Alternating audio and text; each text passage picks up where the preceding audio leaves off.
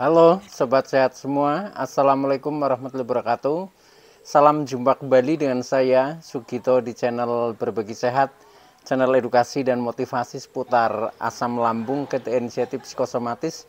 Berdasarkan pengalaman saya sebagai orang yang pernah mengalami gangguan asam lambung, KT inisiatif psikosomatis. Harapan saya khususnya kepada teman-teman yang masih dalam gangguan asam lambung, KT inisiatif psikosomatis, setelah menonton video ini akan dapat tersugesti dan termotivasi untuk dapat cepat sembuh. Saya bisa sembuh, insya Allah teman-teman pasti juga bisa sembuh, badai pasti berlalu. Baiklah teman-teman, pada kesempatan kali ini saya akan berbagi seputar asam lambung, KT inisiatif psikosomatis dengan topik mulut asam, pahit, dada panas karena asam lambung, KT inisiatif psikosomatis. Baiklah teman-teman ya, sebelum saya lanjutkan, tolong yang belum subscribe channel ini, klik subscribe dan loncengnya, supaya teman-teman tidak ketinggalan konten video-video berikutnya. Dan jika suka, klik like, selalu bagikan ke sosial media teman-teman. Semoga bermanfaat buat kita semua. Baik, kita lanjutkan. Jadi topik kita kali ini adalah sensasi mulut panas, kepahit-pahitan ya, dada panas, maksudnya mulutnya asam ya, mulut asam, kadang kepahit-pahitan, kemudian dada panas ya, karena asam lambung, KT inisiatif psikosomatis. Teman-teman semua perlu kita sadari bahwa gangguan asam lambung, KT inisiatif psikosomatis yang disebabkan oleh multifaktor ya, baik itu faktor fisik maupun faktor psikis, dengan sensasi yang sangat beragam, mulai dari ujung rambut sampai dengan ujung kaki yang sering kita kenal sebagai 1001 rasa sensasi. Memang sungguh luar biasa, sungguh dahsyat, dan perlu kita tangani dengan bijak agar gangguan ini dapat cepat membaik hingga sembuh total. Nah, khusus pada season kali ini ya, saya sharingkan hal ini, yaitu tentang sensasi mulut asam, pahit, dada panas ya, dan seterusnya. Ini mengingat karena sensasi-sensasi ini juga banyak ditanyakan oleh teman-teman subscriber setia ya, dan juga kebetulan ya, ini juga saya pernah mengalami sensasi seperti ini yang cukup agak lama dan cukup mengganggu ya. Nah, untuk itu maka kita harus punya trik ya, punya tip bagaimana caranya untuk mengatasi agar sensasi itu menjadi cepat menghilang atau menjadi cepat membaik. Nah, untuk itu tolong ya simak video ini sampai dengan selesai supaya tidak gagal paham, dan alangkah baiknya jika teman-teman juga menonton ya video-video saya yang lain, karena di setiap video itu saling berhubungan, saling melengkapi, sehingga pemahaman kita tentang seputaran gangguan ini jauh menjadi lebih komplit. Nah, dengan komplitnya referensi yang kita pahami, maka akan mempermudah kita untuk berikhtiar secara holistik keluar dari jeratan gangguan asam lambung, KT inisiatif psikosomatik, hingga membaik bahkan sembuh total. Nah, baik teman-teman ya, langsung saja kepada topik kita, yaitu ketika kita merasakan sensasi mulut sering terasa asam ya, kepahit-pahitan, kemudian dada panas ya. Nah, ini memang selain katakanlah sebabnya ya, kenapa itu bisa seperti itu ya, mulut asam pahit, ini bagian dari sensasi secara keseluruhan sebenarnya ya. Cuma ini termasuk sensasi yang pokok juga ya, rata-rata pasti pernah mengalami ya, untuk orang-orang yang khususnya sudah mengalami GERD ya, itu seperti itu. Nah, ini kalau kita lihat sebabnya ya, sebabnya itu memang karena asam lambung sering tidak normal ya, atau sering naik ya, atau over. Nah, akhirnya terjadi GERD ya. Apa itu GERD? Yaitu gastroesophageal reflux disease ya, yaitu terjadi arus balik, artinya asam lambung yang mestinya tempatnya di lambung itu naik ke atas ya, menembus katup esofagus sampai ke kerongkongan ya, bahkan kadang terasa sampai di mulut, sehingga wajar ketika mulutnya rasanya agak asam ya, agak pahit-pahitan, kemudian dada terasa panas, kadang nyeri, kadang berdebar ya, bahkan kadang nafas pendek, kadang ada sakit yang berpindah-pindah di seputar dada, ya bahkan ada juga rasa yang seperti sakit sekali bagaikan ditusuk ya, ditusuk dari depan sampai tembus ke belakang. Wah, itu luar biasa. Nah, itu juga termasuk rangkaiannya ketika kita mengalami GERD itu tadi ya. Nah, maka dari itu memang harus kita sikapi. Karena apa? Karena asam lambung yang mestinya tempatnya di lambung ya, karena sifatnya yang ini apa, yang sangat asam, yang sangat tajam ya, yang panas. Nah, itulah menjadi ketika keluar dari tempat itu akhirnya menjadi masalah ya, sehingga menimbulkan sensasi-sensasi seperti tadi ya, contohnya mulut asam, dada panas, pahit dan lain sebagainya.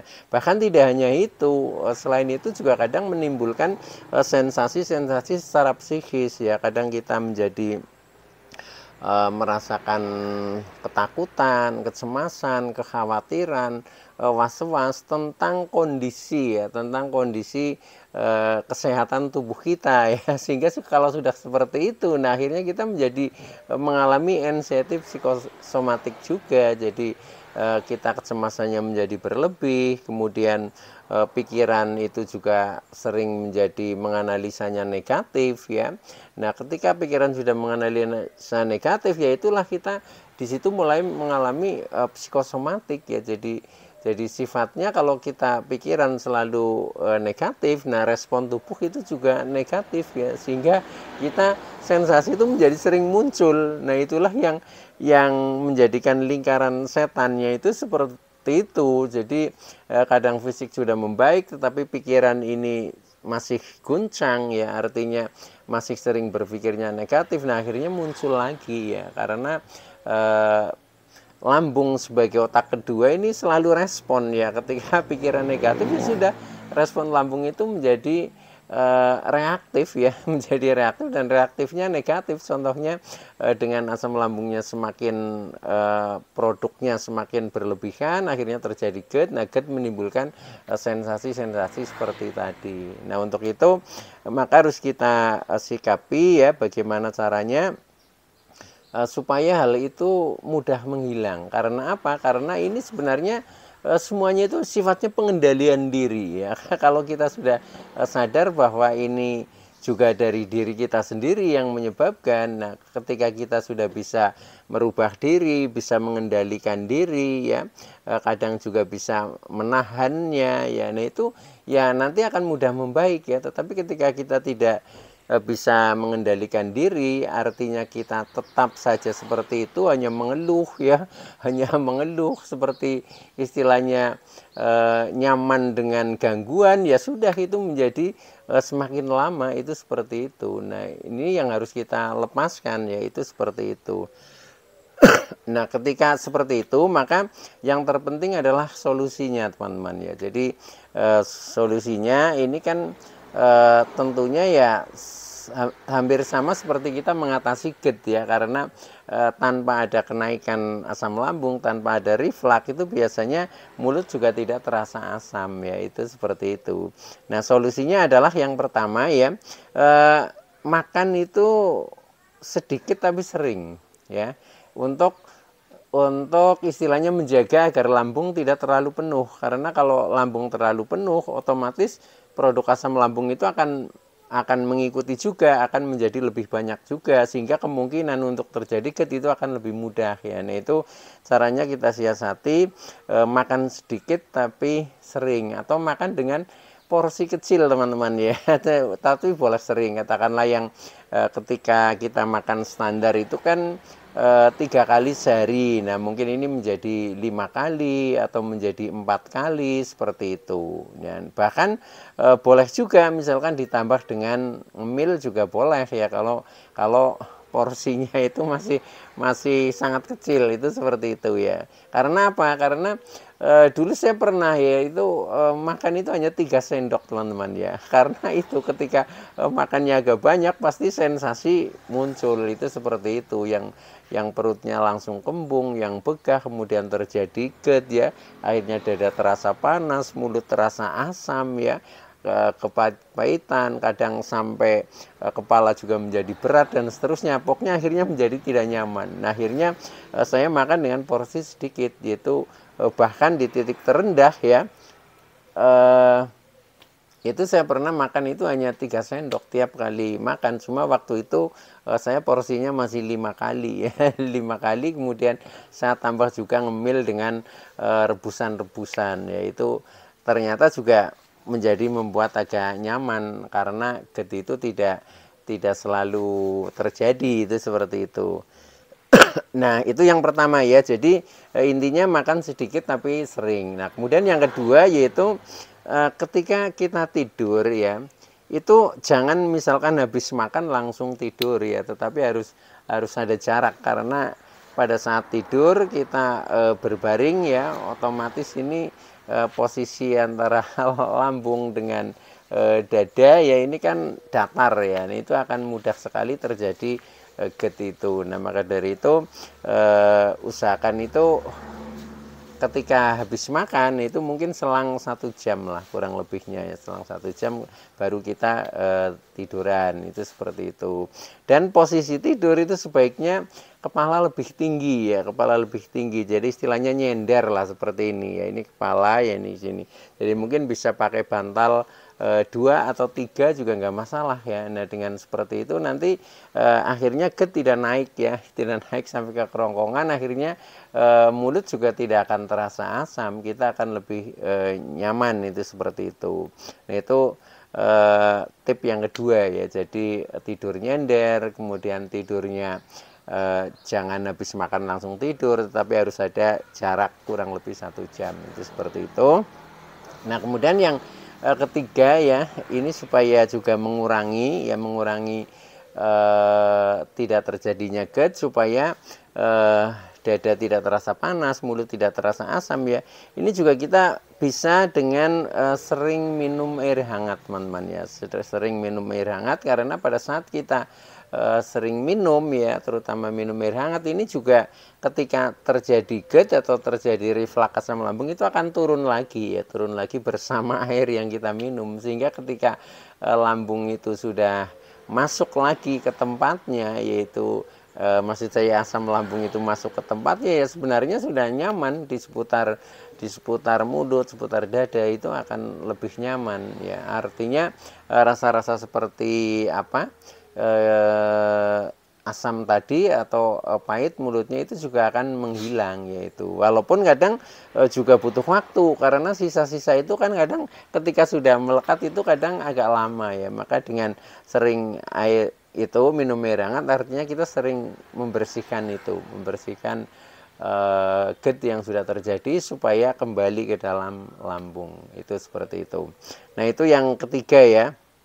Nah, kemudian yang keempat itu juga usahakan kita itu kendalikan untuk jenis makanan pantangan ya. Ini hubungannya dengan pola makan. Jadi kadang kan sering ya terjadi GERD ya, akhirnya memunculkan sensasi itu di mulut menjadi terasa asam, itu karena sering dipicu juga oleh faktor makanan. Apalagi di dalam pikiran kita itu masih ada doktrin mantang ya. Nah, itu biasanya lebih cepat sekali ketika kita habis makan makanan pantangan, mungkin makanan yang pedas ya, mungkin yang asam-asam, mungkin makanan yang berlemak tinggi seperti gorengan, bersantan dan seterusnya ya, termasuk juga minuman yang berkafein, beralkohol. Nah, itu juga sama ya, kadang reaksinya itu akan lebih cepat. Nah, maka dari itu ya bukan berarti harus dipantang seterusnya ya, tetapi dikendalikan. Jadi kita makan itu secukupnya, teman-teman. Jadi kita memang harus berubah dengan keinginan kita ya, tetapi kita ikuti kebutuhan ya. Jadi ketika kita hubungannya dengan makanan, nah kita di pikiran kita yang terpenting adalah kebutuhan tubuh itu tercukupi ya, bukan keinginan kita. Kalau kita mengikuti keinginan, mengikuti selera, nah kadang ya itu jadinya over ya. Padahal yang enak-enak mungkin itu selera kita ya, tetapi kebetulan itu termasuk jenis pantangan. Nah, itu yang harus dikendalikan. Nah, maka dari itu memang untuk berubah dari gangguan ini menjadi lebih baik, memang harus diawali dari perubahan karakter diri kita dulu. Itu seperti itu. Kalau kita siap berubah ya, istilahnya mau mengendalikan diri, ya insya Allah itu menjadi cepat membaik. Itu rahasianya di situ. Makanya mau sembuh cepat ya, mau lambat, itu sebenarnya terletak pada diri kita sendiri, tergantung komitmen dan kesadaran kita. Itu seperti itu. Nah, itu yang keempat ya. Kemudian yang kelima ya, supaya mulut itu kadang tidak terasa kepahit-pahitan, keasam-asaman itu menjadi cepat menghilang, itu sebenarnya juga bisa dibantu dengan minum madu ya teman-teman, madu murni ya. Kalau dulu saya itu setiap harinya itu hanya 1 sendok ya, 1 sendok teh, itu 1 sendok makan lah, itu hanya segitu ya. Kalau terlalu banyak juga nggak nyaman, karena madu itu sifatnya juga agak panas ya, sehingga kadang di lambung kurang nyaman. Nah, itu cukup satu itu ya, 1 sendok, boleh diminum langsung, boleh juga dicampur dengan minuman. Misalkan kita sedang minum air putih, kita taruhkan juga bisa ya, atau mungkin air teh ya, tetapi teh yang agak bening, tidak kental, itu juga nggak apa-apa. Dikasih madunya dianggap sebagai gulanya, nah itu juga cukup enak lah. Itu seperti itu ya. Nah, itu bisa juga seperti itu. Itu juga membantu mengurangi ini apa, rasa-rasa yang seperti di mulut itu kadang terasa asam, terasa kepahit-pahitan, itu insya Allah itu akan menghilang dengan seperti itu. Nah, itu yang kelima ya. Nah, kemudian yang keenam ini yang hubungannya psikis ya, hubungannya dengan mental, kejiwaan kita ya, supaya intinya sebenarnya supaya asam lambung itu normal ya. Karena kalau asam lambung sudah normal ya, tidak sering terjadi kenaikan, ya sudah, tidak terjadi apa-apa, akhirnya kita sudah baik-baik saja. Itu seperti itu. Tetapi kadang yang namanya kecemasan ya, kecemasan, ketakutan, kekhawatiran, kemudian was-was, kemudian berpikirnya negatif ya, kemudian emosi kita sering tidak terkendali. Nah, itu yang kadang menyebabkan asam lambungnya tidak normal. Akhirnya terjadi lagi itu rasa-rasa seperti itu, karena GERD-nya terjadi juga. Itu seperti itu. Nah, maka solusinya adalah memang harus ini teman-teman, harus dirubah juga ya, dirubah, yaitu dengan cara bagaimana? Dengan cara kita kurangi ya, kurangi kecemasannya, ketakutannya, kekhawatirannya, was-wasnya ya, kemudian berpikirnya yang negatif kita rubah menjadi positif ya, kemudian emosi yang sering tidak terkendali kita berusaha mengendalikan ya, agar menjadi normal. Itu seperti itu. Ketika sudah seperti itu ya sebenarnya kan baik-baik saja, itu seperti itu. Nah, cuma untuk itu memang harus ada istilahnya cara yang efektif, itu seperti itu. Nah, ini yang kadang butuh pemahaman dan butuh latihan teman-teman ya. Contohnya ketika kita ingin mengurangi kecemasan ya, itu sebenarnya yang paling mudah itu dengan cara afirmasi positif teman-teman ya. Contohnya sering afirmasi ya. Kalau saya bahkan setiap menjelang tidur ya, atau menjelang tidur, bangun tidur, itu saya langsung afirmasi seperti itu. Nah, untuk yang khususnya mengatasi kecemasan, ketakutan, itu memang katakan saja ya, sambil nepuk dada di sini ya, misalkan saya tenang, saya berani. Nah, berani ini kan lawannya kecemasan. Orang yang cemas, orang yang takut itu karena tidak berani. Tapi ketika kita sudah kita katakan ya, katakanlah saya mulai hari ini dan seterusnya saya tenang, saya berani, saya bergairah dan penuh dengan semangat, misalnya seperti itu membangkitkan. Jadi ada energi-energi yang memang merubah.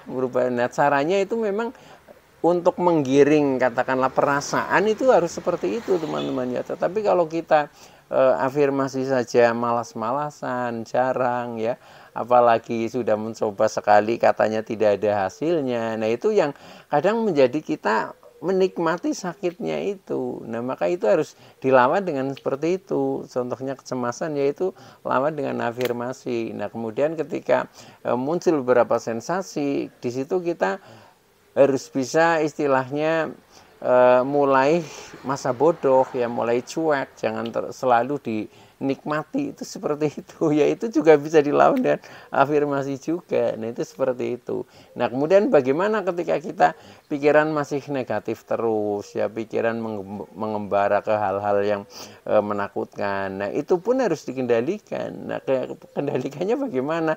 Nah, itu saya juga sudah sering menyampaikan, awali saja dengan syukur ya, awali saja dengan syukur.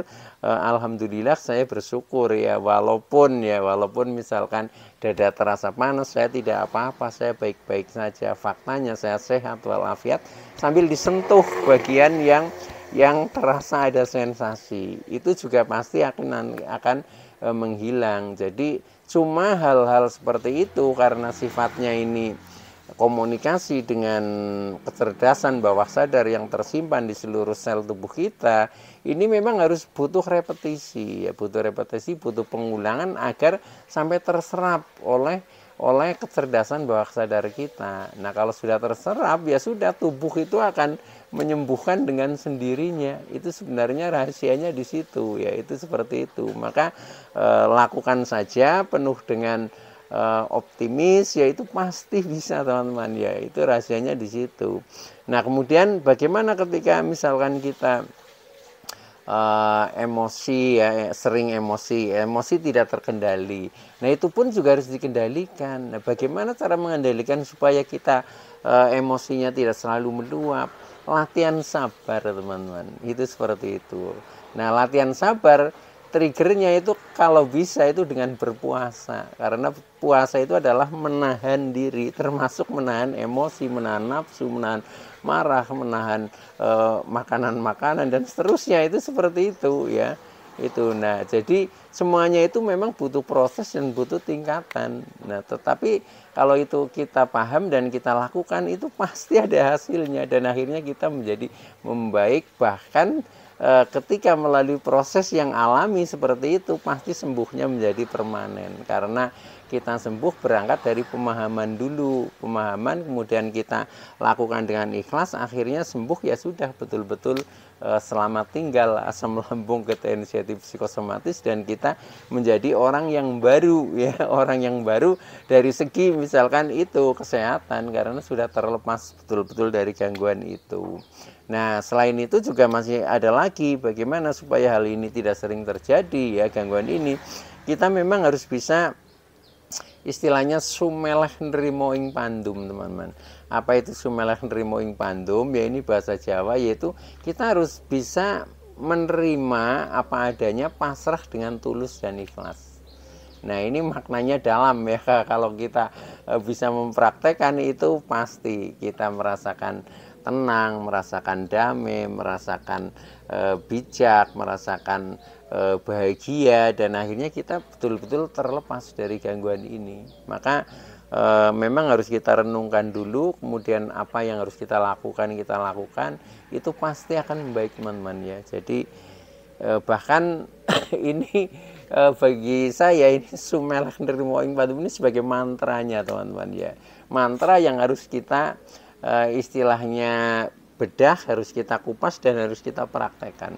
Dengan seperti itu lewat semuanya. Itu seperti itu ya. Cuma ini memang kadang butuh pemahaman yang agak dalam ya. Tetapi dengan istilahnya tekad yang kuat itu pasti bisa ya. Maka dari itu kita jangan bersifat tertutup ya, tetapi terbuka dengan apa? Dengan pengetahuan baru, pemahaman baru, informasi baru. Kalau memang itu membuat kita menjadi lebih baik, ya sudah, kita terapkan seperti itu. Nah, baik teman-teman ya, itu dulu yang bisa saya sampaikan, kurang lebihnya mohon maaf ya. Terima kasih atas like, subscribe, serta komennya. Mudah-mudahan teman-teman yang masih dalam gangguan ini akan segera sembuh ya. Saya bisa sembuh, insya Allah teman-teman pasti juga bisa sembuh, badai pasti berlalu. Oke ya, sekian, terima kasih. Wassalamualaikum warahmatullahi wabarakatuh.